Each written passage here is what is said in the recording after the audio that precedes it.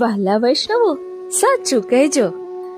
આપણે ગોલોકધામમાં આટો મારવા ગયા હતા તો આનંદ આવ્યો કે નહીં? હૃદયના ધબકારા વધી ગયા કે નહીં? કે હવે આગળ શું થવાનું છે?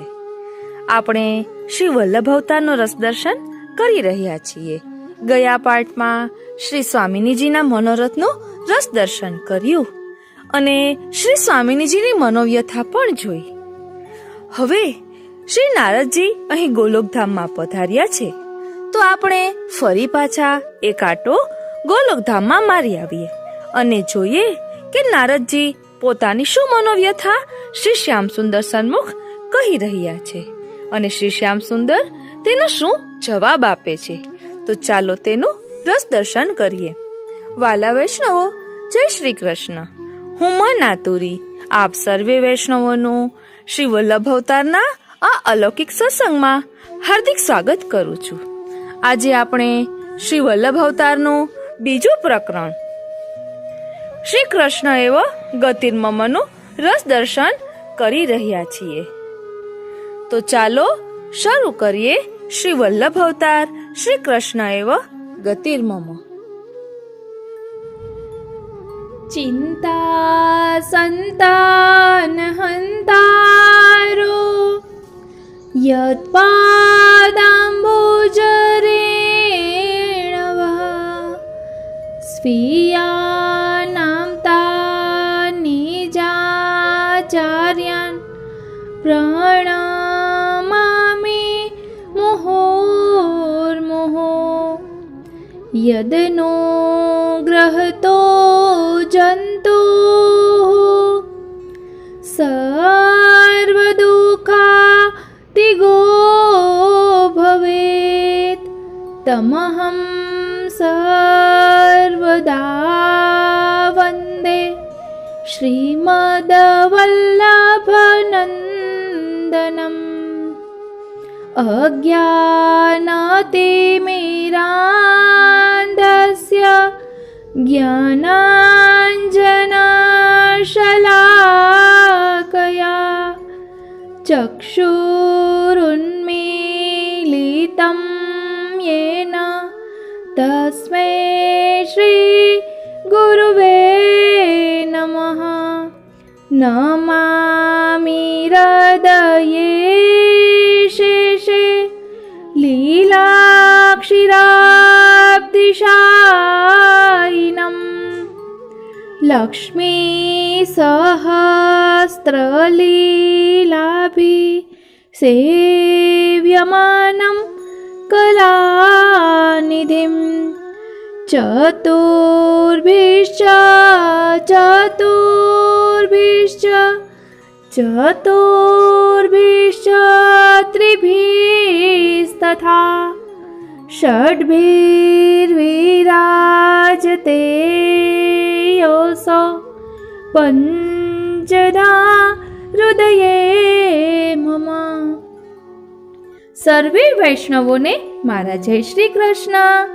સર્વે વૈષ્ણવોને મારા જય શ્રી કૃષ્ણ. શ્રી મહાપ્રભુજીના પ્રાગટ્ય ઉત્સવની અગ્રિમ મંગલ વધાઈ સ્વરૂપે આપણે શ્રી વલ્લભ અવતાર જોઈ રહ્યા છીએ. તેમાં આજે આપણે બીજું પ્રકરણ શ્રી કૃષ્ણ એવ ગતિર્મમ જોઈશું.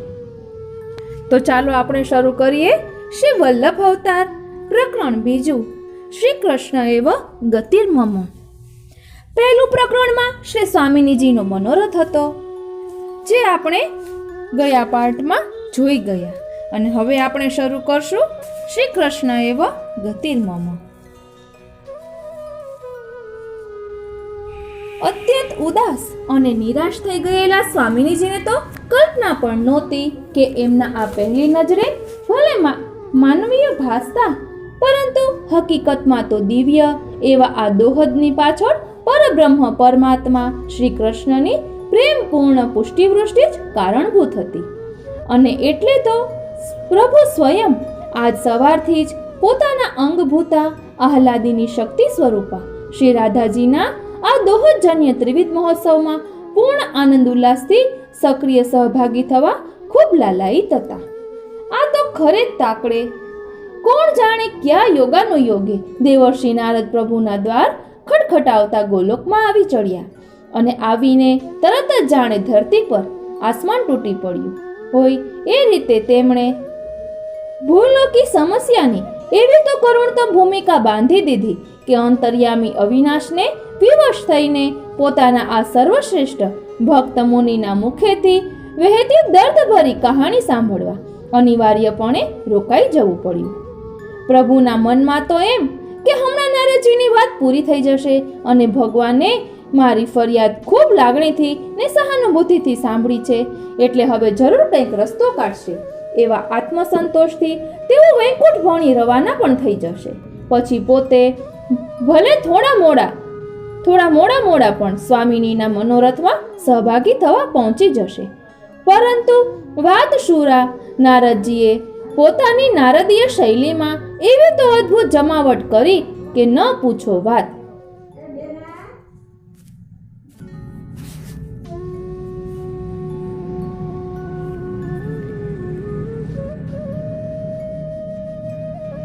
અધૂરામાં પૂરું વચ્ચે પ્રભુ હવે તો ધરતીનો કણકણ કણસીને પોકારી રહ્યું છે. શ્રી કૃષ્ણ એવો ગતિર્મમ એમ કહેતા સર્વ માર્ગેષુ નષ્ટેષુ કલોચ ખલ ધર્મેણી પાષણ પ્રચુરે લોકે શ્રી કૃષ્ણ એવો ગતિર્મમ એ શ્રી કૃષ્ણાશ્રય સ્તોત્રનું એવું ભાવવાહી રટણ રટવા માંડ્યું કે શ્રી કૃષ્ણને ખુદને ખાતરી થઈ ગઈ કે માન ન માન પણ નારદજી આ વેળા ખૂબ પાકી તૈયારી કરીને પોતાને કોઈને કોઈ રીતે વચનબદ્ધ કરવા માટે જ ગોલોકમાં આવ્યા લાગે છે. વળી જો માત્ર ભક્તિભીની આરત વાણીમાં જ નારદજીની વાત વહેતી હોત તો શ્રી કૃષ્ણ પોતાનું મન માદક મોહક સ્મિત રૂપી અમુક શસ્ત્ર અજમાવીને ભક્ત નારદને મોહિત કરી શક્યા હોત. થોડા ઠંડા પણ પાડી શક્યા હોત અને પછી આપણે કાલે નિરાતે આ અંગે વિચારણા કરીશું એવું હાર્દિક આશ્વાસન આપીને તેમને પણ શ્રી રાધાજીની મહેમાન ગતિ માણવા પ્રસન્ન કરી શક્યા હોત.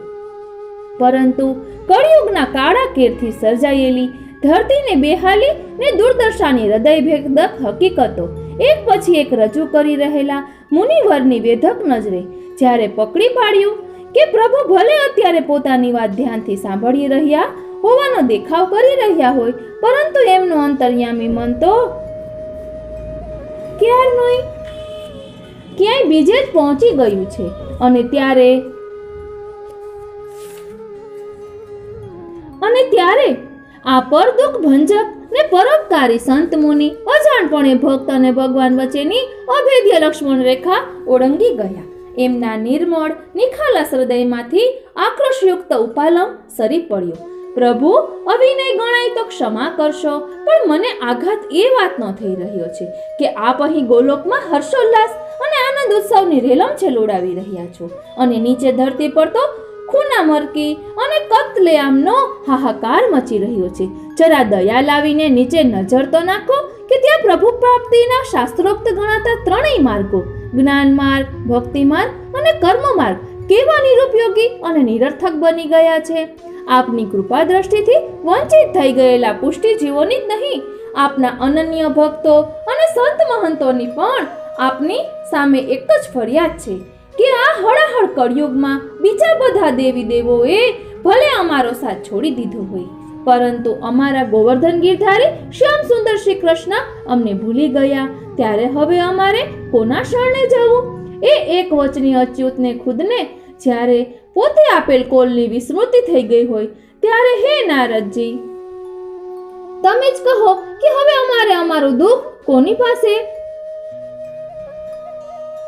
રડવા કોની પાસે જવું? સ્વયં શ્રી કૃષ્ણ જ જો અમારી તરફ ઉદાસીનતા દાખવીને ગોલોકના દિવ્યાનંદમાં તરબોળ થઈ ગયા હોય તો હવે તો અમારે એમના પ્રત્યેની અમારી અનન્યતા ત્યજીને અન્યાશ્રય થયા વિના છૂટકો જ નથી રહ્યો ને.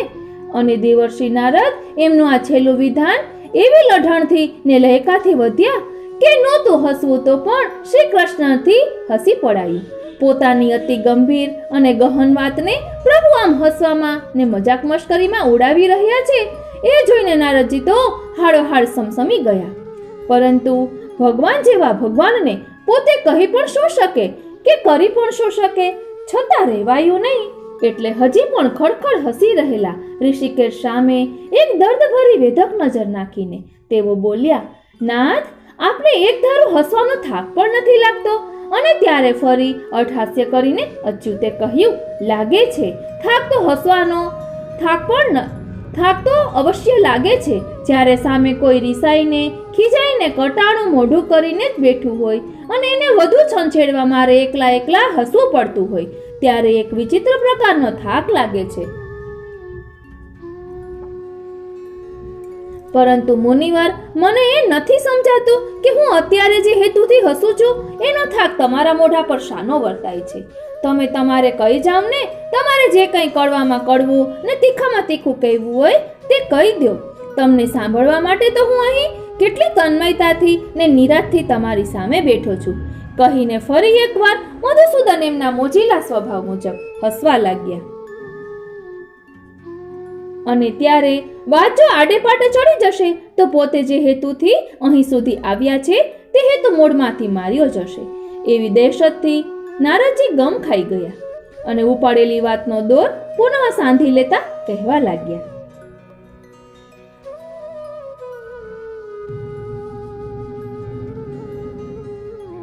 કૃપાનાથ, હું તો એક સંદેશાવાહક છું. એટલે પૃથ્વીવાસીઓએ જે કંઈ કહ્યું ને મેં જે કંઈ નજરો નજર જોયું સાંભળ્યું તે મારી ફરજના એક ભાગ રૂપે આપની સમક્ષ નિવેદિત કરું છું. આમાં મારા પોતાના તરફથી કંઈ પણ ઉમેરતો નથી. એ લોકોની આપની સામે ફક્ત એક જ ફરિયાદ છે. અરે, ખુદ ધરતીની અને ધર્મની પણ એક જ રાડ છે કે આપ બંને સ્વામિનીજી અને શ્યામ સુંદર બંને જો આમ નિર્મમ અને નિર્દય થઈ જશો તો આર્યાવર્તના સમસ્ત વૈષ્ણવ ધર્મીઓનો રસાતાળ નીકળી જશે. આપ સ્વયં જો આપેલ વચન ભૂલી જઈને એમને કળિયુગની પાખંડી પ્રપંચ લીલામાંથી મુક્તિ અપાવવા કશું જ નહીં કરો તો આપનું એક પણ મંદિર, એક પણ મૂર્તિ, એક પણ મંત્ર અને એક પણ સંતનું ભરતખંડ પર નામો નિશાન નહીં રહે. માટે હે સુદર્શન ચક્રધારી, હે ગોવર્ધન ગિરિધારી, હવે જરા એકવાર આપે દીધેલ કોલને યાદ કરો અને એને અમલમાં મૂકવાનો અનુગ્રહ કરો. પ્રભુ તીર્થક્ષેત્રો, વેદ મંત્રો, યજ્ઞ આદિ કર્મો, સત્પુરુષોનો સત્સંગ આ બધું જ જ્યારે કળિયુગના પ્રભાવે કરીને મૃતપ્રાય થઈ ગયું છે ત્યારે હે ગોલોકેશ્વર, આર્યાવર્તના સંતો, ભક્તો, સારસ્વતો, મહંતો સૌ કોઈની એકમાત્ર આશા ભરી મીટ આપણા તરફ જ મંડાઈ રહી છે ને એક જ વિશ્વાસ પર એમની એ આશા જ્યોત ઝાંખી ઝાંખી પણ ટમટમી રહી છે કે શ્રી કૃષ્ણ એવ ગતિર્મમ. શ્રી કૃષ્ણને થયું કે હવે થોડા ગંભીર બનવું પડશે. તેઓ હળવેથી આસન પરથી ઉઠ્યા અને નારદજીની સમીપ આવીને તેમના ખભે અત્યંત પ્રેમથી પોતાનો શ્રીહસ્ત મૂકીને બોલ્યા, મુનિવર, તમારી વાત કદાચ સાચી પણ હોઈ શકે. ગોલોકના પ્રેમ ભક્તિથી ભરપૂર નિત્યાનંદી અને મુક્તાનંદી વાતાવરણમાં ઓતપ્રોત રહેવું પડતું હોવાથી તમને સૌને ભલે એમ લાગતું હોય કે મેં હમણાંથી ધરતી પર ધ્યાન આપવાનું ઓછું કરી નાખ્યું છે.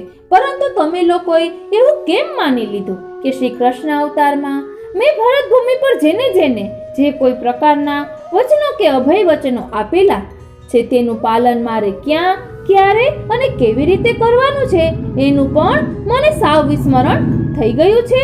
બીજા બધાની વાત જવા દો, પણ નારદજી, તમે ખુદ આવું કેમ માની લીધું? તમે તો એ પ્રસંગોના પ્રત્યક્ષ સાક્ષી છો કે નામદેવથી માંડી નરસૈયા સુધીના અને રામદાસથી માંડી રૈદાસ સુધીના કેટલા સંતો, ભક્તો, સજ્જનોને કળિયુગના કટુ વ્યવહારની સાંસારિક આંટીઘૂંટીમાંથી હેમખેમ પાર ઉતારવા મારે કેવી ચમત્કારિક લીલાઓ કરવી પડી છે. નારદજી ના શી રીતે પાડી શકે? તેમણે સંમતિ સૂચક સ્વીકૃતિ દર્શાવતું મસ્તક ડોલાવ્યું. એટલે શ્રી કૃષ્ણ આગળ વધ્યા. અને છતાં હું હજી એ નથી સમજી શકતો કે તમે લોકો ક્યાં વચન ભંગની અને ક્યાં કોલની વિસ્મૃતિની ફરિયાદ કરો છો. કહો તો ખરા કે શું મારા કોઈ સંત, ભક્ત, મહંત પર આફતની આંધી તૂટી પડી છે કે પછી ધરતી પર ફરી પાછો કોઈ રાક્ષસી ઉપદ્રવ વ્યાપી ગયો છે?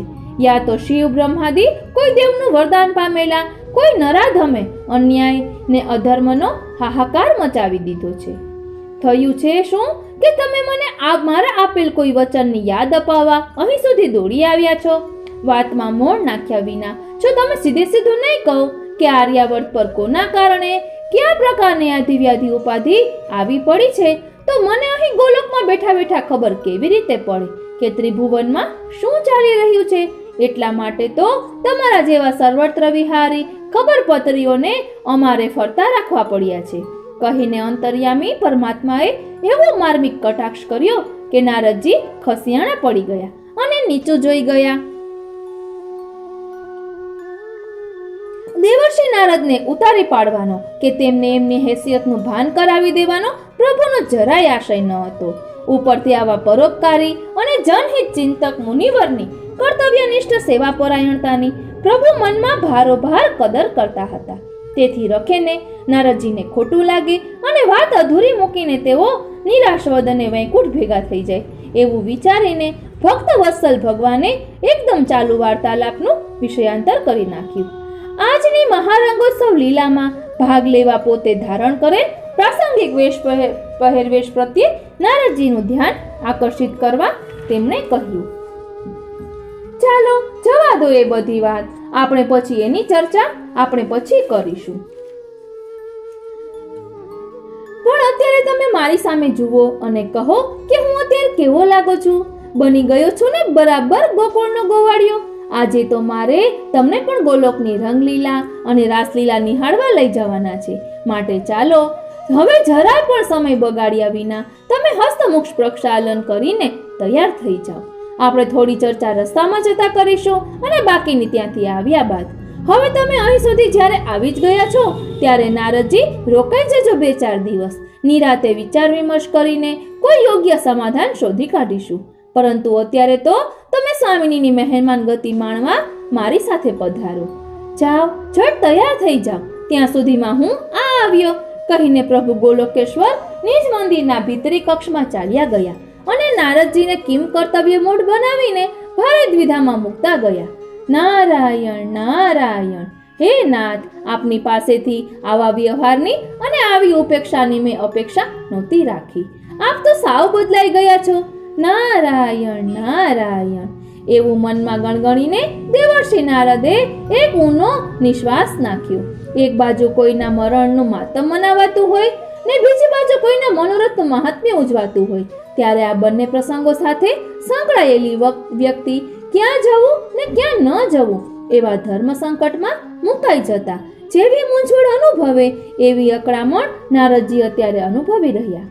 એમનું દ્વિધાયુક્ત મન વિચાર ચકડોળે ચડી ગયું.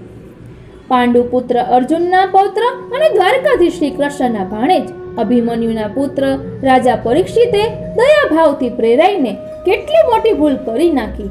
શું જોઈને એમણે કળિયુગને પોતાના રાજ્યમાં આશરો આપ્યો અને ઉપરથી પાછા એને નિરાતે ટકી રહેવા માટેના 4 સ્થાન પણ સુનિશ્ચિત કરી આપ્યા. પછી તો એને ફાવતું જ જડે ને. સુવર્ણ, સુરા, સુંદરી અને શેત્રંજ, આ 4 અનિષ્ટો વચ્ચે મહાલવા મળ્યું પછી એ ફૂલ્યા ફાલ્યા વિના રહે ખરો? કેવી સિફતથી એણે એમાં 5મું શાસન સત્તાનું અનિષ્ટ ઘુસાડી દીધું એની કોઈને ખબરે પડી? હવે તો એ દુષ્ટ કળિયુગ પોતાની મર્યાદામાં જા નેવે મૂકી દઈને જે કાળો કેર વર્તાવી રહ્યો છે અને જે અમાનુષી અત્યાચારનો કરોડો માનવજાત પર વીંજી રહ્યો છે એની આ ગોલોકવાસીઓને શી ખબર પડે? એમને ક્યાં ખબર છે કે કળિયુગના પ્રભાવે કરીને ભરતખંડના તીર્થક્ષેત્રોની અને પુણ્યક્ષેત્રોની પવિત્રતા અને ભગવદીયતા નષ્ટભ્રષ્ટ થઈ ગઈ છે. સત્પુરુષો અને વિદ્યા વ્યાસંગીઓ અભિમાનમાં અને ઘમંડમાં ચકચૂર થઈ જતા વેદ મંત્રોની અસરકારકતા પણ મૃતપ્રાય થઈ ગઈ છે. એક બાજુ આર્યાવર્તની આમ પ્રજા મ્લેચ્છોના આક્રમણથી ભયભીત બની જઈને પોતાની સમાજ વ્યવસ્થા ટકાવી રાખવા છટકબારીઓ શોધી રહી છે, તો બીજી બાજુ વિલાસી રાજવીઓના એશો આરામને ઉનિયા આંચ ન આવે એ રીતે એમને અંધારામાં રાખીને આર્યાવર્તનો અધિકારી વર્ગ પાપ પાપાચાર, દુરાચાર અને ભ્રષ્ટાચારને શિષ્ટાચારમાં ખપાવીને પ્રજાને બે હાથે લૂંટી રહ્યો છે. શ્રી કૃષ્ણ પ્રભુ, તમે તો ખડખડાટ હસી રહ્યા છો ને? તમારા પ્રાણેશ્વરીએ યોજેલા રંગોત્સવમાં ભાગ લેવા ગોપવેશ ધારણ કરીને થનગની રહ્યા છો, પણ હું ક્યાં હરખથી ને ક્યાં ઉમંગથી તમારી સાથે રંગલીલામાં ને રાસલીલામાં ભાગ લેવા આવું? મારું તો ભીતર ભડકે પડે છે. આર્યાવર્તની શ્રી રામ અને શ્રી કૃષ્ણની જન્મ કર્મભૂમિની દયનીય દુર્દશા નજરે નિહાળીને રોમ રોમથી સળગી ઉઠેલો હું તો તમારી સમક્ષ ઘા નાખવા આવ્યો છું. નથી આવ્યો નાચગાનની રંગરેલીઓ મનાવવા. શું જોઈને પ્રભુ તમે તે? નારદજીનો આંતરિક આક્રોશ ઉભરાતો ચાલ્યો. ઘડીભર તો એમને એવો વિચાર આવી ગયો કે ગોલોકમાં શ્રી કૃષ્ણની સહાય અર્થે આવીને પોતે હિમાલય જેવડી ભૂલ કરી છે. આના કરતા તો ભગવાન શિવશંકરની સહાય માંગવા કૈલાશ ધામે પોતે ગયા હોત તો કામ કર્યું તું. ભોળા શંભુ જડ રીઝી જાત અને એક ક્ષણનો વિલંબ કર્યા વિના યમરાજને સીધો આદેશ જ આપી દે કે કરી નાખો પૃથ્વીનો પ્રલય, બોલાવી દો ખાત્મો ધરતીની જળચેતન સૃષ્ટિનો, કાઢી નાખો રસા તળવણીનો, એટલે ન રહે વાંસળી ની જેમ કળિયુગના પ્રભાવી પાખંડનું નામો નિશાન ખતમ થઈ જાય અને પછી આપણે દેખવું નહીં ને દાજવું નહીં. નારાયણ નારાયણ. અશાંત અને અસ્વસ્થ થઈ ગયેલા નારદજીની વિચારધારાએ હવે વેગ પકડ્યું. ગોલોકમાં શ્રી કૃષ્ણ પાસે ઘા નાખવા આવીને પોતે ભૂલ કરી છે એવો પશ્ચાતાપ કરતા કરતા દેવર્ષિથી મનોમન બોલાઈ ગયું. શું જોઈને પૃથ્વીલોકના કવિઓ કળિયુગના પ્રતાપે ફાલેલી પાખંડતા અને નિર્દયતા પર ફિટકાર વરસાવતા ગાતા હશે કે તે દિન આંસુ ભીના રે હરિના લોચનિયા મેં દીઠા. ક્યાં હરિના? નવરાજ ક્યાં પડે છે? નારાયણ નારાયણ.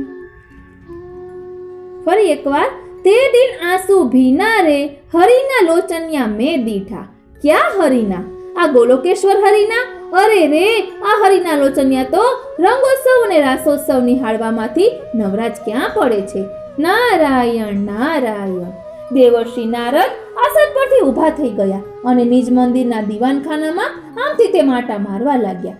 ફરતા ફરતા એમની નજર ઓચિંતી સામેની દિવાલ પર પડી, જ્યાં હિમાલયના હિમાચ્છાદિત ઉન્નત શિખરો અને વિશાળ ખીણોની પ્રાકૃતિક શોભા દર્શાવતા અનુપમ રંગ ચિત્રો રેખાંકિત કરેલા હતા.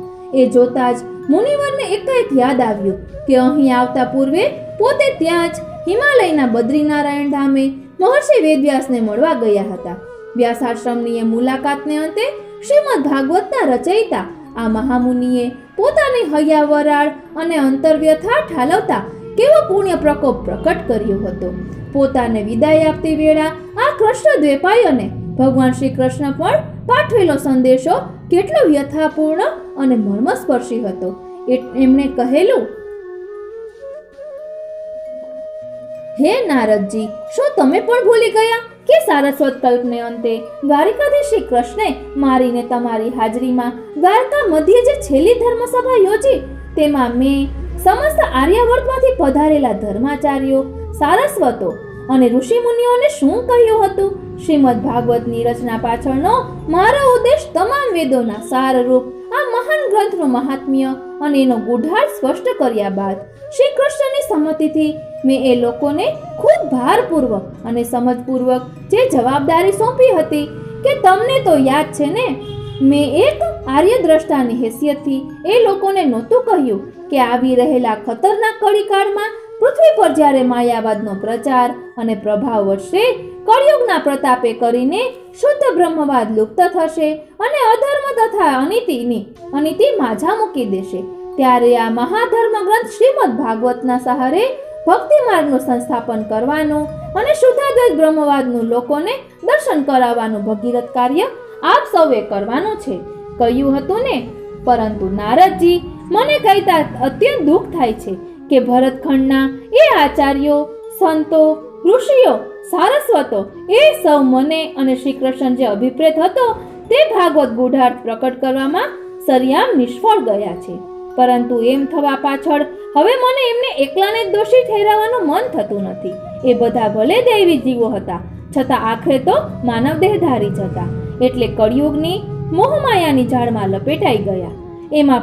એમાં એમનો શું વાંક? પરંતુ મારે તમને એ પૂછવું છે કે પરિસ્થિતિ આટલી હદે વણસી ગઈ હોવા છતાં આપણા શ્રી કૃષ્ણ હજી કેમ હાલતા નથી? એ અંતર્યામીને તો બધી જ ખબર હશે કે ક્યાં શું થઈ રહ્યું છે. તો પછી એમણે અર્જુનને આ પેલો યદા યદા હિ ધર્મસ્ય ગ્લાનિર્ભવતિ ભારતવાળા કોલનું શું થયું? એમના એ સંભવામી યુગે યુગે વાળા વચનનું પાલન થાય એવા કોઈ ચિહ્નો મને કેમ કે તમને કેમ દેખાતા નથી?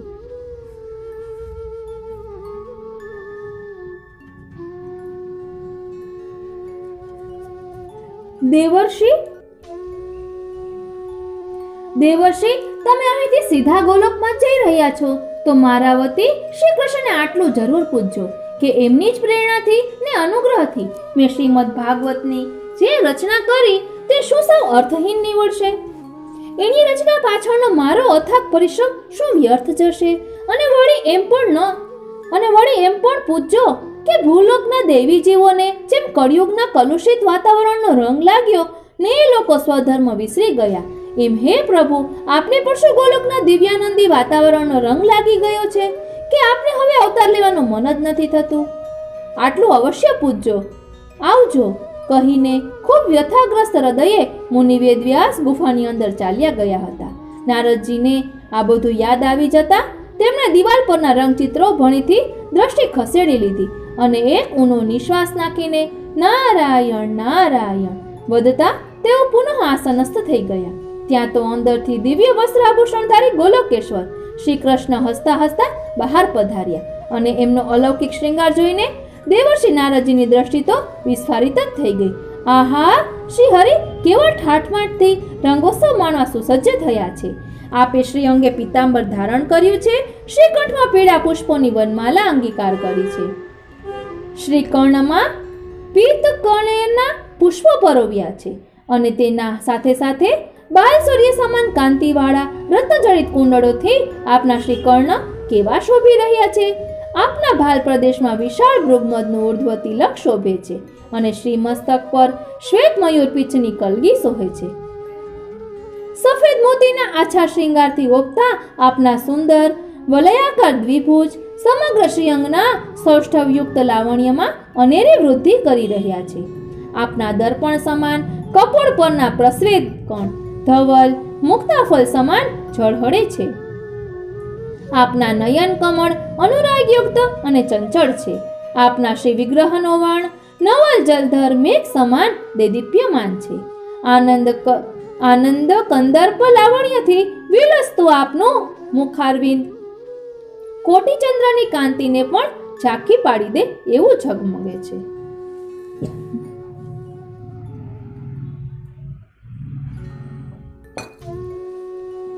કેવળ સ્વામીની જ નહીં, ગોલોકની પ્રત્યેક વિભૂતિ વારી જાય એવી અદ્ભુત ને અવર્ણનીય શોભા ધારણ કરીને સન્મુખ આવી ઉભેલા શ્રી કૃષ્ણને આ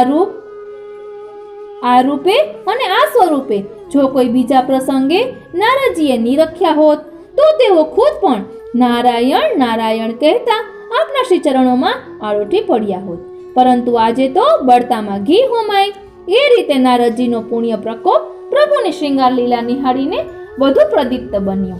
એમણે આસન પર બેઠા બેઠા જ આંખો બંધ કરી દીધી. જ્યારે આ બાજુ બધું શ્રી કૃષ્ણ તો નિજ સ્વામિનીજી દ્વારા આયોજિત અપૂર્વ ત્રિમહોત્સવમાં સહભાગી થવા અત્યંત ઉત્સુક હતા.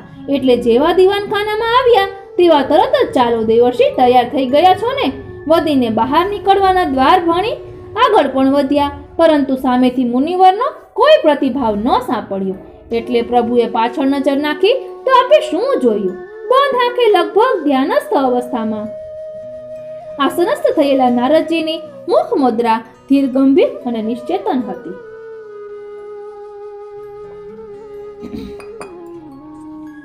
દ્વાર ભણી જઈ રહેલા શ્રી હરિ નારદજી તરફ વળ્યા અને સમીપ આવીને પૂછવા લાગ્યા, શું થયું દેવર્ષિ? સમાધિ કેમ ધારણ કરી? નથી આવું મારી સાથે? પ્રભુનો ઘૂંટાયેલો ઘેરાયેલો સુનાદ કાનમાં જતા અર્ધતંદ્રાવસ્થામાં ડૂબી ગયેલા નારદજી ઝબકીને જાગ્યા અને સફાળા ઊભા થઈ ગયા પ્રભુના ઝળહળતા ને મકમકતા દિવ્ય વેશ પહેરવેશ તરફ એક વેધક અને અર્થસૂચક નજર નાખીને નારાજીમાં કાવડિયા બાજુમાં મૂકેલી પોતાની વીણા ઉંચકીને ખભે ટીંગાડી અને પછી શ્રી કૃષ્ણને બેઉ કર જોડી પ્રણામ કરતા કરતા કહેવા લાગ્યા, જય શ્રી કૃષ્ણ કૃપાનાથ, આપ ખુશીથી પધારો.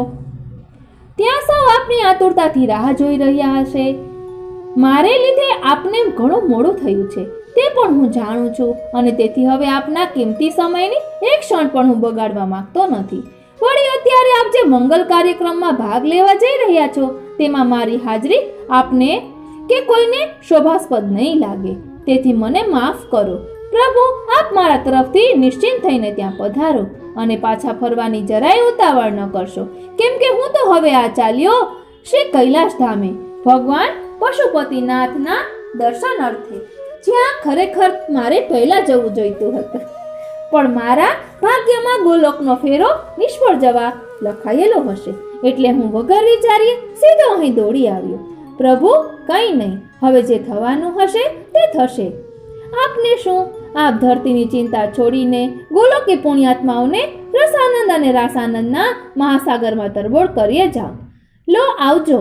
સ્વામી બોલ્યું ચાલ્યું માફ કરજો અને કહ્યું સાંભળ્યું વિસરી જજો. નારાયણ નારાયણ. અને ખરેખર નારદજીએ તો ચાલતી પકડી. પરબ્રહ્મ પરમાત્માને લાગ્યું કે આ કંઈ ઠીક ના થયું. નારદજી જેવા નારદજી જો આમ દિસાઈને અને રોષે ભરાઈને મહાદેવજી પાસે જશે તો પરિણામ બહુ વિપરીત આવશે. મહાદેવજીનું ત્રીજું નેત્ર ખુલી જતા વાર નહીં લાગે.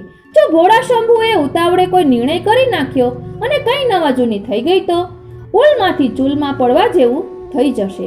વળી ભક્ત શિરોમણી નારદ મને જે કંઈ કહેવા આવ્યા છે તેમાં એમનો પોતાનો કોઈ અંગત સ્વાર્થ કે લાભ તો છે જ નહીં ને. એ તો બિચારા પર દુઃખ ભંજક છે, પરોપકારની નિર્મળ ભાવનાથી ત્રિભુવનમાં વિહરે છે ને એક સંદેશાવાહક કે દેવદૂત રૂપે આંખે દેખ્યો અહેવાલ આપવાની ભૂમિકા ભજવે છે.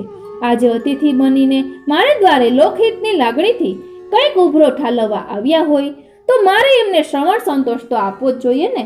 પ્રભુની વિચારધારાએ હવે દિશા બદલી અને અમારે અહીં ગોલોકમાં વળી નિત્યાનંદ ને નિત્યલીલાની ક્યાં કશી નવાઈ છે.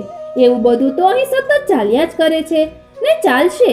એમાં ભાગ લેવા હું જાઉં તોય શું ને ન જાઉં તોય શું, કે મોડો જાઉં તો એમાં શો ફેર પડી જવાનું છે. મારી અંગભૂતા અર્ધાંગીની સ્વામીની સ્વયં તો ત્યાં હાજર જ છે ને. એ બધું સંભાળી લેનારી બેઠી છે, પછી મારે શી ચિંતા. પણ નારદજીને તો આમ નિરાશ કરીને અહીંથી ન જવા દેવાય. આવું ઝડપથી વિચારી લઈને શ્રી કૃષ્ણ દ્વાર સુધી પહોંચી ગયેલા નારદ મુનિને હાક મારીને થોભાવ્યા અને પછી સ્વયં એમની નજીક જઈને પોતાના પ્રેમાળ હસ્ત એમને સ્કંધે મૂકીને ભગવાન બોલ્યા,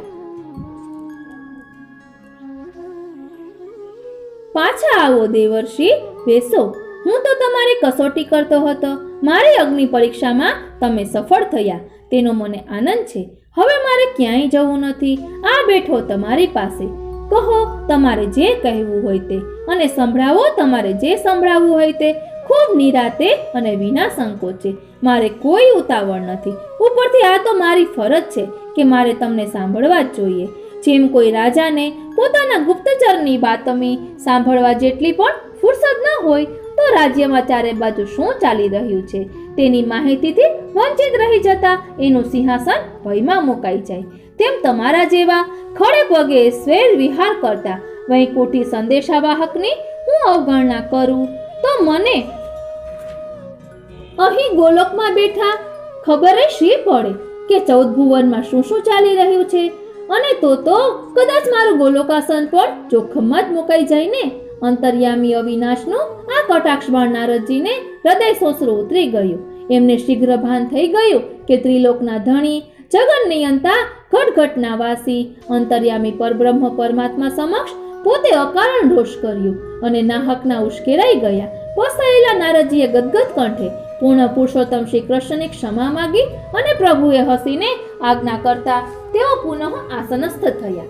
શ્રી કૃષ્ણ એ જ વખતે તાળી પાડીને પ્રહરીને બોલાવ્યો અને યમુના કિનારે પોતાની રાહ જોતા દારૂકને કહેવડાવ્યો કે જળ સામે કિનારે જઈને સ્વામીની જેને આટલું કહી આવો કે પૃથ્વીલોકથી એકાએક પધારેલા નારદજી સાથે પોતે એક ગંભીર સમસ્યા અંગે વિચાર વિમર્શ કરી રહ્યા હોવાથી હમણાં ત્યાં આવી શકે તેમ નથી.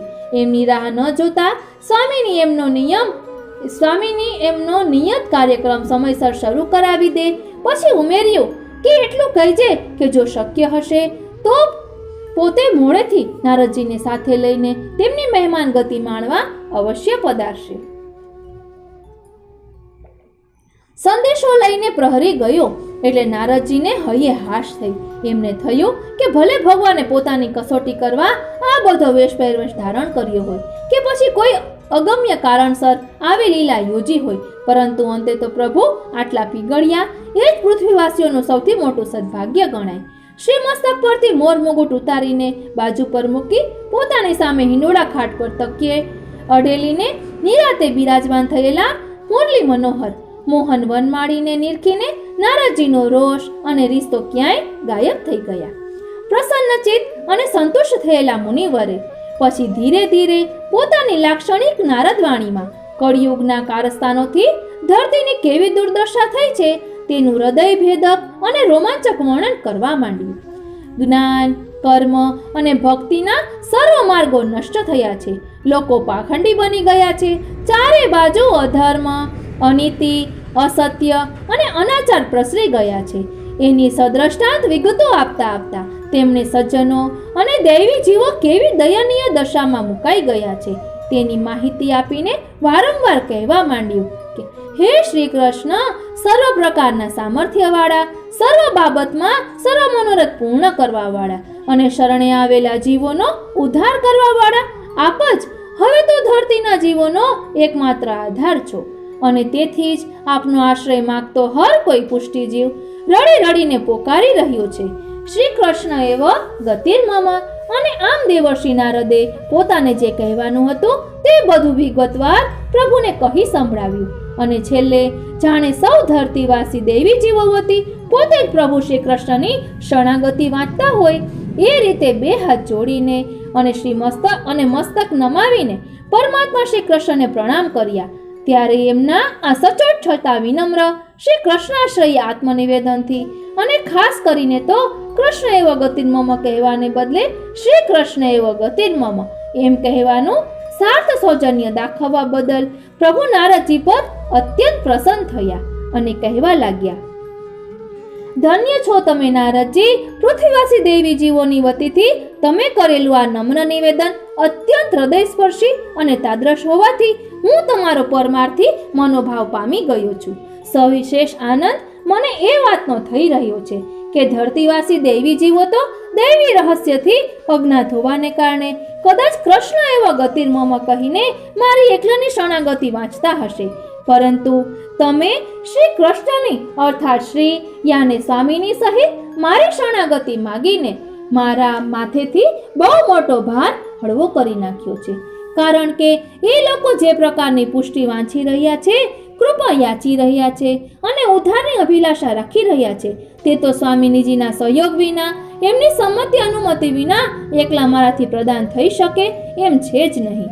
અમારા બંનેના રાધા અને કૃષ્ણના વિપ્રયોગાત્મક નહીં બલકે સંયોગાત્મક સ્વરૂપની ફળશ્રુતિ દ્વારા જ પૃથ્વી પરના દૈવી જીવોનો ઉદ્ધાર શક્ય બને એવી એક સંભાવના છે અને એવું કંઈક થવાની આછી ઝાંખી આજ સવારથી જ મને થઈ રહી છે. તેથી દેવર્ષિ, તમે કરેલા નિવેદનના સંદર્ભમાં હું હવે કેટલીક સ્પષ્ટ હકીકતોથી વાકેફ થવા ખરેખર ઈચ્છુક અને આતુર છું. નારદજીને તો સ્વપ્ને કલ્પના ન હતી કે શ્રી કૃષ્ણ તેમની વાતમાં આટલી ઝડપથી આટલો ઊંડો રસ લેવા એકદમ તત્પર થઈ જશે. તેથી પોતાની મહેનત ફળી એના આનંદમાં હર્ષ વિભોર થઈ ગયેલા મુનિવર બોલ્યા, પૂછો પ્રભુ, આપને જે પૂછવું હોય તે બધું જ પૂછો. પૃથ્વીલોકની તાજેતરની મારી યાત્રામાં મેં જે કંઈ નજર જોયું છે ને જાણ્યું છે તેના આધારે હું આપની જિજ્ઞાસા સંતોષવા સનિષ્ઠ પ્રયત્ન કરીશ. શ્રી કૃષ્ણે કહ્યું, દેવર્ષિ, કૃષ્ણ અવતારમાં આર્યાવર્તમાં યોજેલી તમામ ધર્મ સભાઓમાં અને શ્રીમદ ભગવદ્ ગીતામાં પણ આગામી કળિયુગની અસદ પ્રવૃત્તિઓને ધ્યાનમાં રાખીને મેં એક વાત પર ખાસ ભાર મૂક્યો હતો કે કર્મ માર્ગમાં 6 પ્રકારની શુદ્ધિ અત્યંત આવશ્યક છે. દેશ, કાળ, દ્રવ્ય, યજમાન, મંત્ર અને કર્મ તમને યાદ હોય તો મેં એ પણ કહ્યું હતું કે આ 6 વસ્તુઓની પવિત્રતા અને શુદ્ધતા જળવાય તો જ ધર્મ, અર્થ, કામ અને મોક્ષ એ 4 પુરુષાર્થ સિદ્ધ થાય. અને અમે બંને તો, હું ને સ્વામીની તો જાણતા જ હતા કે કળિયુગમાં જ્ઞાન માર્ગ તો શું, કર્મ માર્ગે પણ ભગવત પ્રાપ્તિના પ્રયત્નો કરનારા દેવી જીવોની સંખ્યા બહુ અલ્પ રહેવાની. તેથી મારા સહધર્મચારિણી અને સહ અવતારિણી શ્રી સ્વામિનીજીએ બાકી રહેલા ત્રીજા માર્ગે અર્થાત ભક્તિ માર્ગે ભગવત પ્રાપ્તિ કેવી રીતે થઈ શકે તેનું પ્રત્યક્ષ ઉદાહરણ પૂરું પાડવા પોતાના શ્રી રાધા અવતાર દરમિયાન મારી નિષ્કામ અને પ્રેમલક્ષણા ભક્તિ આચરી બતાવી. એટલું જ નહીં, નવધા ભક્તિના તમામ ધર્મોનું ગોપાંગનાઓ પાસે પાલન કરાવીને દેવી જીવો માટે શ્રીમદ ભાગવત ઉચિત ભક્તિ યોગ કેટલો સહજ અને સુલભ છે તેની પ્રતીતિ પણ કરાવી. આટલું કરવા છતાં હવે તમે કહો છો તેમ જો કળિયુગે પેદા કરેલી વિષમ પરિસ્થિતિને કારણે સનાતન હિન્દુ ધર્મનું મૂળમાંથી ઉન્મૂલન અને ઉચ્છેદન થઈ રહ્યું હોય અને જ્ઞાન, કર્મ તથા ભક્તિ માર્ગે માનવીને સુધર્મ પ્રત્યે દોરી જતા તમામ માર્ગો મ્લેચ્છોના ઉપદ્રવને કારણે સ્થગિત થઈ ગયા હોય તો એમાં આપણી એકલાની જવાબદારી કેટલી? આપણે તો એ જવાબદારી ભક્તિ માર્ગના પ્રણેતાઓ અને પુરસ્કર્તાઓ ગણાતા પેલા ધર્મ આચાર્યો અને સંતો મહંતોને સોંપીને આવ્યા હતા. શું કરે છે એ બધા? કેમ એકત્રિત થઈને અધર્મનો સામનો કરવાની ને અન્યાયનો પ્રતિકાર કરવાની હિંમત નથી કરતા? શું થઈ ગયું છે ધર્મ ધુરંધરોને? નારદજી નતમસ્તકે વધ્યા. સ્વામી, તમામ દુવિધાઓના મૂળમાં આ લોકો જ છે. મને તો કહેતા સંકોચ થાય છે કે ધર્માચાર્યો, વૈદિક જ્ઞાનના પ્રકાંડ પંડિતો કહેવાતા સારસ્વતો ને સત્પુરુષો જ્ઞાન ગુમાનથી એવા ચકચૂર બની ગયા છે કે ન પૂછો વાત. મેં તો ઠેર ઠેર જોયું છે કે આ લોકો જ અનાચાર ને પાપાચારમાં પ્રેરક ને પોષક પરિબળો બન્યા છે. તેઓ પોતાની જ પ્રશંસા ને વ્યક્તિ પૂજા થાય તે માટેના સ્વાર્થી માર્ગો શોધવામાં રચ્યા પચ્યા રહે છે. અંધશ્રદ્ધાળુ ને ભોળી જનતા દ્વારા પ્રાપ્ત થતા ધન ધાન્યના વિપુલ ઢગલાઓ વચ્ચે અનૈચ્છિક આરોટવાનું મળી જતા તેઓ એક બાજુ છળ કપટ અને કાવા દાવા રચે છે તો બીજી બાજુ સ્વરચિત નીતિ નિયમોની આંટીઘૂંટીવાળી સાંપ્રદાયિક વાડાબંધી રચીને તેઓ પોતાના અનુયાયીઓની સંખ્યા કેમ વધે એની જ માયાજાળ ફેલાવે છે. કૃપાનાથ, વિશેષ તો આપને હું શું કહું? વેદભૂમિ ભારતમાં આજે વેદ વેચાય છે અને વિદ્યાનો છડેચોક લીલામ થાય છે. વિદ્યા કાજે વેદની ઉપાસના કરતા વિદ્વાન બ્રાહ્મણો મરી પરવાર્યા છે અને હવે જેમના ભ્રષ્ટ હાથોમાં શાસ્ત્ર રૂપી શસ્ત્ર અને વિદ્યારૂપી વરદાન આવ્યું છે તે સૌ પાખંડી પંડિતોને લક્ષ્મી અને કીર્તિનું એવું તો ઘેલું વળગ્યું છે કે તેઓ સામ દામ દંડ ભેદ અજમાવીને લક્ષ્મી કીર્તિ હસ્તગત કરવા હયું હચમચી જાય એટલી હદે પ્રપંચ લીલા ને પાખંડ વિદ્યા આચરી રહ્યા છે. પ્રભુ, દુઃખ તો એ વાતનું છે કે દ્વારકાની અંતિમ ધર્મસભામાં આપણે સૌએ પૂર્ણ વિશ્વાસથી જેમના હાથોમાં ધર્મ સંરક્ષણનો તથા ભક્તિ માર્ગે પ્રજાને ધર્મપરાયણ બનાવવાનો કાર્યભાર સોંપ્યો હતો તે આ બધા બ્રહ્મચર્યાદિ નિયમોના પાલન સહ વેદ અધ્યયન કરવાની અને શિષ્યોને શાસ્ત્ર અભ્યાસ કરાવવાની મૂળ વાત જ વિસ્મરી ગયા છે. શાસ્ત્રોક્ત નીતિ નિયમોના પાલનથી જીવનને મંગલમય બનાવવાની ને મંત્રાર્થ જ્ઞાન હૃદયસ્થ કરવાની જે સોનેરી શિખામણ મુનિ વેદવ્યાસે ધર્મસભામાં આપેલી તેનું હવે યત્કિંચિત પાલન પણ ત્યાં થતું નથી. પરિસ્થિતિ આટલી હદે વણસી જવાથી એનું દુઃખદ પરિણામ એ આવ્યું છે કે આવા પાપાચારીઓની પાપપૂર્ણ પાખંડ લીલાઓથી વાજ આવી જઈને શુદ્ધ મંત્રોચ્ચાર દ્વારા બ્રહ્મનાદ ગજવનાર તપસ્વી ઋષિ મુનિઓ શાંતમ પાપમ વધતા હિમાલયની ગુફાઓમાં ચાલ્યા ગયા છે. આમ નારદજી તો અવિરતપણે પોતાની અંતર્વેદના અને મનોવ્યથા ઠાલવીએ જતા હતા તો બીજી બાજુ શ્યામ સુંદર શ્રી કૃષ્ણ નિજ અંગો પર પરિધાન કરેલા દિવ્ય આભૂષણો ધીરે ધીરે વડા ધગડતા જઈને એક બાજુ મૂક્યે જતા હતા. એટલું જ નહીં, જાણે કોઈ અગમ્ય અને અચિંત્ય કારણસર જાણી જોઈને સમય પસાર કરતા ન હોય એ રીતે હિંડોળા ખાટ પર આડે પડખે થઈને શાંત ચિત્તે ને સ્વસ્થ હૃદયે નારદવાણીનું આકંઠ પાન કરી રહ્યા હતા. જ્યારે ત્રીજી બાજુ યમુના તટની શ્યામ વાલુકા પર બિરાજેલા સ્વામિનીજી ધ્યાનસ્થ અવસ્થામાં પણ હૃદયના પ્રત્યેક ધબકારે શ્યામ શ્યામ કૃષ્ણ કૃષ્ણનું એક ચિત્તે રટણ કરતા કરતા સ્વામીના મુખ દર્શનની તીવ્રતમ પ્રતીક્ષા કરી રહ્યા હતા. ચોથી બાજુ મહારંગોત્સવ અને સ્નાનોત્સવ તો ક્યારનાય પૂર્ણ થઈ ગયા હતા અને મહાપ્રસાદોત્સવ માણવાની અંતિમ ક્ષણ સુધી સ્વામિનીજી ન પધાર્યા. તેથી ચિંતાતુર ને વ્યથિત થયેલા સ્વજનો મહેમાનો તો સમૂહમાં મહાપ્રસાદનો પરિત્યાગ કરે એવી દુર્ઘટ પરિસ્થિતિનું નિર્માણ થતા માતા મહોદયાના અતિ આગ્રહથી દોડતા યમુના તટે આવેલા સખી શ્રી હિત અલીજી પોતાના માનુની સ્વામિનીને સમજાવી પટાવીને ભોજનાલય ભણી લઈ તો ગયા, પરંતુ સામે કિનારે પ્રભુના નિજ મંદિરમાં તો રાત પડી ગઈ. ત્યાં સુધી ભક્ત અને ભગવાન વચ્ચે પ્રશ્નોત્તરની પરંપરા રૂપે જે વૈચારિક મનોમંથન ચાલ્યું તેનો તો અંત જ ન આવ્યો. પરિણામ એ આવ્યું કે પ્રભુએ સ્વામિનીજીને આપેલું શક્ય હશે તો એ શબ્દોવાળું પેલું આશ્વાસન તો માત્ર પોકળ જ બની રહ્યું. આ બાજુ મંત્રણાના આખરી દોરમાં એક તબક્કે પ્રભુના એક પ્રશ્નના પ્રત્યુત્તરમાં નારદ મુનિથી જ્યારે એવું બોલાઈ ગયું કે પ્રભુ આર્યાવર્તમાં એક બાજુ જ્યારે મ્લેચ્છો આમ ધર્માંધતાના જનોને ચડ્યા છે, ત્યારે બીજી બાજુ પોતાની કુમળી કડીઓ જેવી બહેન દીકરીઓના સંરક્ષણનો અને સલામતીનો બીજો કોઈ ઉપાય બાકી ન રહેતા હિન્દુ પ્રજામાં બાળ લગ્નની પ્રથા ખૂબ જ વ્યાપક બની ગઈ છે. સ્વામી કરુણતાની પરાકાષ્ઠા તો એ થઈ ગઈ છે કે આને લીધે અકાળે વિધવા થઈ જતી નાની વયની બાળા કે યુવતીને પછી એ લોકો સતીના કુરિવાજ હેઠળ જીવતી જલાવી દે છે. દયાનિધિ, આ વાત હું આપને એટલા માટે કહી રહ્યો છું કે એકવાર પણ જો આપના સ્વામિનીજીનું ધ્યાન ભરતખંડની એમની પ્રિય નારી જાતિની આજે જે અધોગતિ થઈ રહી છે તે તરફ જો જાય તો મારી આ શિખાના સોગંદ ખાઈને કહું છું કે આવા રંગોત્સવો ને રાસોત્સવો ઉજવવાના એમને અહીં બેઠા જે મનોરથો ઉપડે છે ને તે કદીએ ન ઉપડે.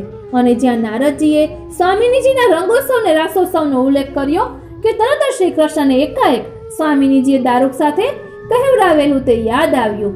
એમને કહેજે કે હું એમની રાહ જોતી અહીં જ ઊભી રહી છું. ને એ પરિસ્થિતિની ગંભીરતાનો ખ્યાલ આવી જતા શ્યામ સુંદર એકદમ ઊભા થઈ ગયા અને હું હમણાં આવ્યો હોને નારદજી કહેતાકને પ્રભુ ઝડપથી મુખ્ય પ્રવેશ દ્વારની બહાર નીકળી ગયા. દ્વારે ઉભેલ દ્વારપાળને સ્વામીએ આદેશ આપ્યો કે દોડતો જા અને દારૂકને જલ્દી અહીં બોલાવી લાવ. પછી અંદર પધારીને પ્રભુએ રસોઈ ગૃહની સેવિકાને બોલાવી અને નારદજી માટે ફળાહાર તેમજ દુગ્ધાહારની સત્વરે વ્યવસ્થા કરવા જણાવ્યું. ત્યારબાદ શ્રીઅંગ પરથી ઉતારેલા દિવ્ય આભૂષણો, મયુરપીચ્છ મુકુટ ઇત્યાદિ પોતાના સ્વહસ્તે એકત્રિત કરીને અંદર મૂકવા જઈ રહેલા પ્રભુની નજર દ્વાર પર પડી તો ત્યાં દારૂક આવીને ઊભો હતો. શ્રી કૃષ્ણ ઈશારાથી એને પોતાની પાછળ અંદરના કક્ષમાં આવવા જણાવ્યું અને પછી ખાનગીમાં દારૂકને આદેશ આપ્યો કે તું ઝડપથી નૌકા લઈને સામે કિનારે જા અને દૂરથી ચૂપચાપ જોઈને પાછો આવ કે તારા સ્વામિનીજી શું હજી પણ મારી રાહ જોતા કે યમુના તટે ઠાડા છે? જો તેઓ યમુના તટે ન ઠાડા હોય તો નૌકા લંગારીને લપાતો છુપાતો અંદર જજે અને મહોત્સવના ક્યાં મંડપે તેઓ શ્રી છે અને શું કરી રહ્યા છે તે છાનો માનો જોઈને સત્વરે પાછો આવી જજે. હું તારી રાહ જોઈશ. તું આવીને ઝટ મને જાણ કરજે. જા. આમ દારૂકને વિદાય કર્યા બાદ ભગવાન શ્રી કૃષ્ણે એમના રાત્રિ વસ્ત્ર પરિધાન કર્યા. પછી જ્યારે તેઓ નારદજી સન્મુખ પુનઃ પધાર્યા ત્યારે ફળાહાર અને દુગ્ધાહારને ન્યાય આપીને પૂર્ણ સ્વસ્થ થયેલા મુનિવર પ્રભુના પુનરાગમનની પ્રતીક્ષા કરી રહ્યા હતા. એમની વાત અધૂરી સાંભળીને પ્રભુ એકાએક ઉઠીને બહાર ચાલ્યા ગયા હતા. એનું એમના મનમાં અચરજ હતું અને અધૂરી વાત પૂરી કરવાની આતુરતા પણ હતી. પરંતુ એમને ત્યાં ક્યાં ખ્યાલ હતો કે અત્યારે શ્યામ સુંદરને એમની અધૂરી વાત સાંભળવા કરતા દારૂક શા સમાચાર લઈને પાછો આવે છે તે જાણવામાં જ વધારે રસ હતો. ગોઝારા કડીકાળથી ધરતી કણકણ ત્રસ્ત, ગોઝારા કડીકાળથી ધરતી કણકણ ત્રસ્ત, શરણાગત ભાવે વધ્યા નારદ પ્રભુ પરસ્ત, શરણાગત ભાવે વધ્યા નારદ પ્રભુ પરસ્ત, શ્રી કૃષ્ણ એવ ગતિર્મમ જોડ્યા કહી જ્યાં હસ્ત. શ્રી કૃષ્ણ એવ ગતિર્મમ જોડ્યા કહી જ્યાં શ્રી હસ્ત. નિમિત્ત નારદને કરું ગિરિધર વિચારગ્રસ્ત. નિમિત્ત નારદને કરું ગિરિધર વિચારગ્રસ્ત. આ રીતે શ્રી વલ્લભ અવતારનો બીજો પ્રકરણ અહીં વિરામ લે છે. ત્રીજું પ્રકરણ છે શ્રી નારદજીનો બ્રહ્મ સંબંધ. તે આપણે આવતા પાઠમાં જોઈશું. આપને આ કેવું લાગ્યું તે કોમેન્ટ બોક્સમાં જરૂર જણાવશો અને જરૂરથી બીજા વૈષ્ણવને શેર કરશો, કારણ કે તું જ સંગે કોઈ વૈષ્ણવ થાય તો તું વૈષ્ણવ સાચો. માટે જરૂરથી બીજા વૈષ્ણવને શેર કરશો, જેના કારણે આવા રસરૂપ પ્રસંગો બધા સુધી પહોંચી શકે. અને આપને આ કેવું લાગ્યું તે જરૂરથી કોમેન્ટ બોક્સમાં જણાવશો. અને આપણે આજે આ ચિંતન કરતા કરતા સૂઈ જઈએ અને આવતીકાલે નારદજીને બ્રહ્મ સંબંધ લેવાનો શું પ્રસંગ છે તે આપણે જોઈશું. જય શ્રી કૃષ્ણ. આપણે કહીએ છીએ ને કે કરે કરાવે શ્રીનાથજી. આપણા શ્યામ સુંદર પડદા પાછળના કલાકાર છે. બધું પોતાની ઈચ્છાનું જ કરે, પરંતુ નિમિત્ત કોઈને પણ બનાવે અને કોઈના પણ મુખે કહેવડાવે. તો આપણે જોયું કે નારદજી કલયુગનું વર્ણન કઈ રીતે કરી રહ્યા છે. આજનો આ સત્સંગ શ્રીનાથજી, શ્રી યમુનાજી, શ્રી મહાપ્રભુજીના ચરણારવિંદમાં સમર્પિત કરું છું અને શ્રી ઠાકોરજીના ચરણારવિંદમાં એ જ વિનંતી ધરું છું કે અહીં દર્શાવેલા ભાવને અમે બધા જ વૈષ્ણવો અમારા આત્મપટલ પર ધારણ કરીએ. જય શ્રી કૃષ્ણ.